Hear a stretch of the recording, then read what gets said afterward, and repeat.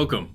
I'm the Deadwood Jedi. There's another Raid Shadow Legends video, and today I am in the account of Mother Huata. Now, I'm doing an account takeover for her, but she has done something that many people don't do. She listened to my videos and took the lessons that I impart and applied them to her team.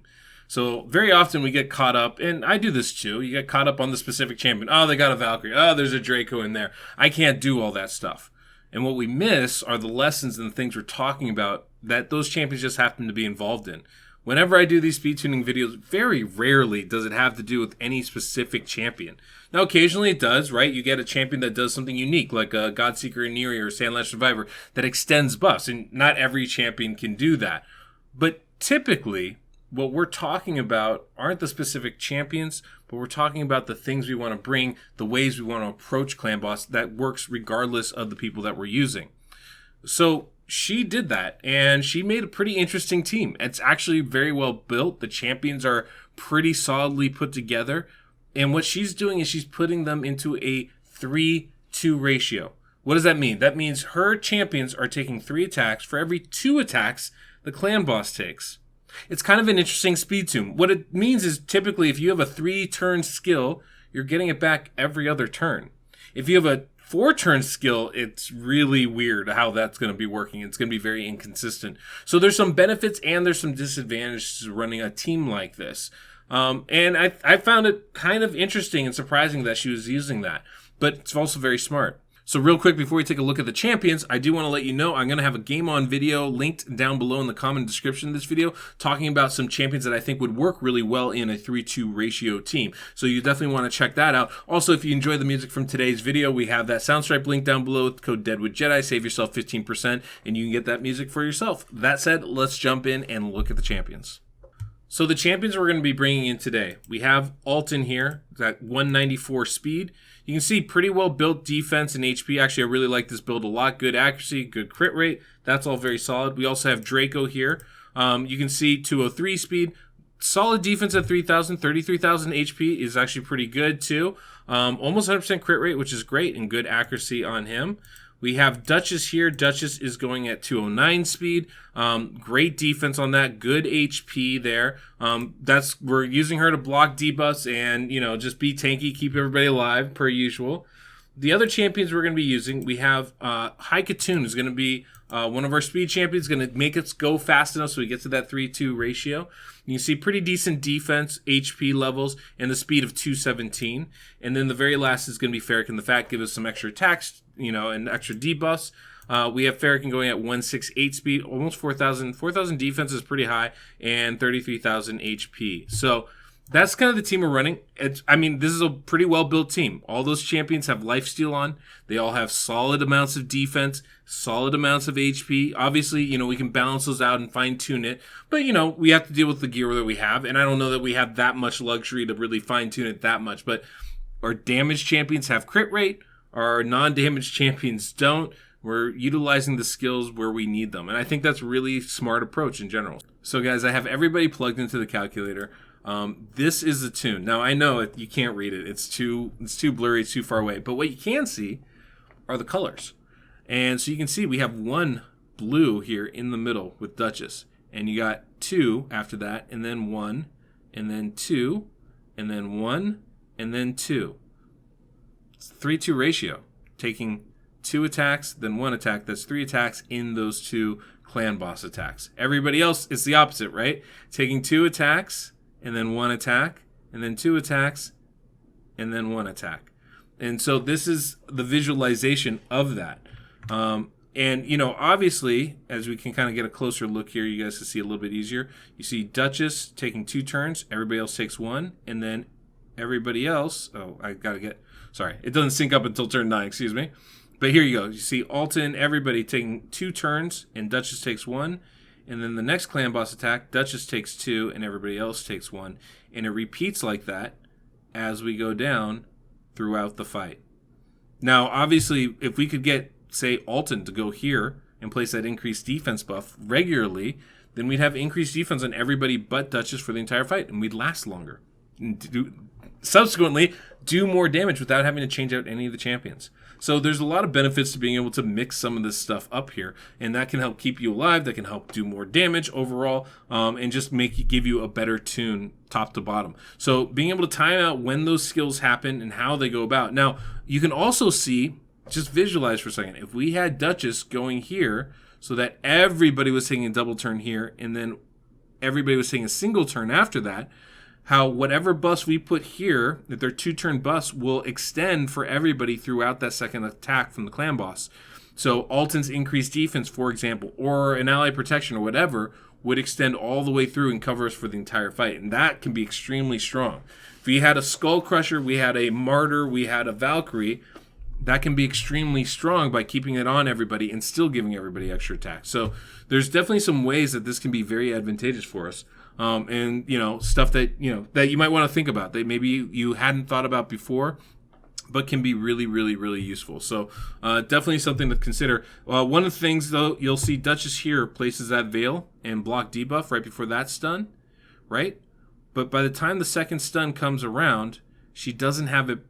She has it up here. It covers us for that one. Sorry, excuse me. And then we keep going through. As we get to the next stun, it'll fall. It covers us for that one. It's 3 in a row.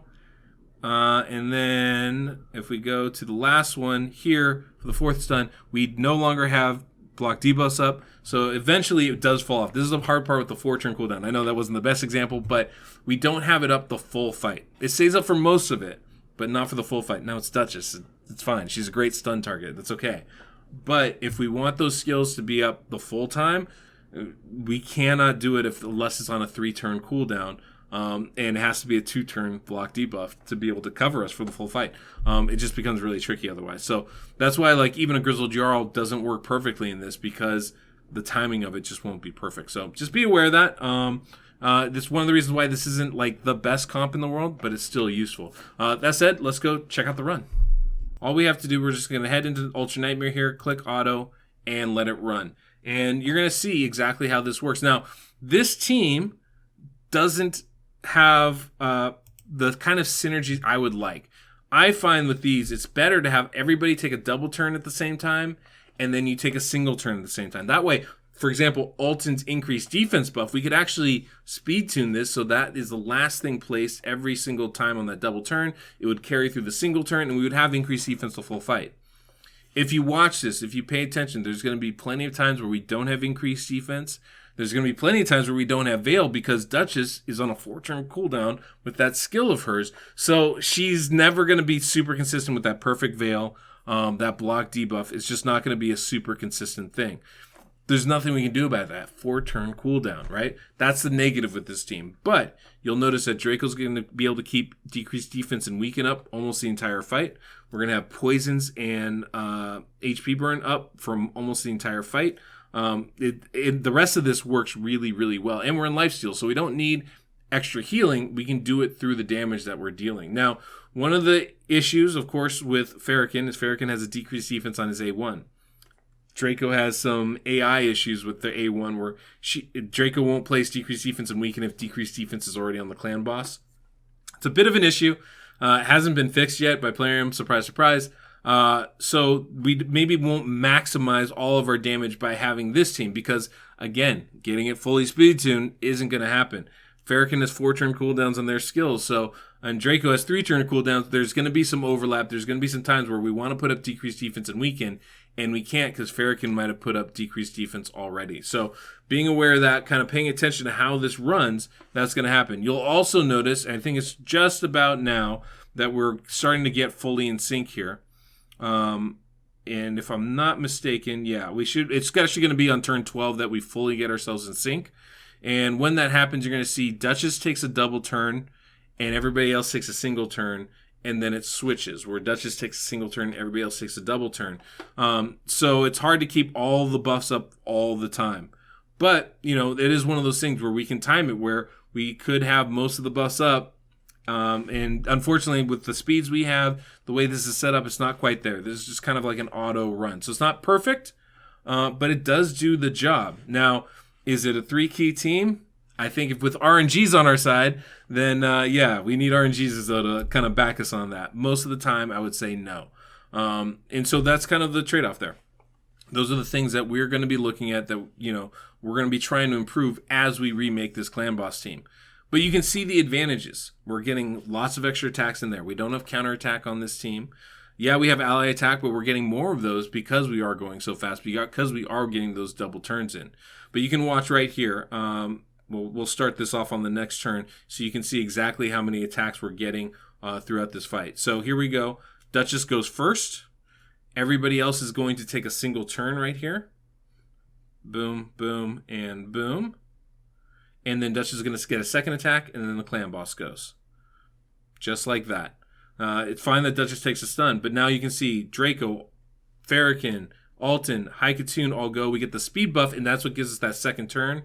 Everybody's going to take their second turn throughout this, right? And there it is. And that's how it works, right? Duchess takes a single turn, everybody else takes a double turn, and vice versa, depending on the attack we're doing. If we can time out the skills, time out the speed tune so that they're using their skills at the appropriate time, we'll get even more out of this than we do currently. But it's a very effective thing, especially if you're a low-level player. You kind of just need to go fast. This is a way to do that and still be tuned, right? You can sync up the skills that you're using so that you're able to maintain the same abilities throughout the entire fight.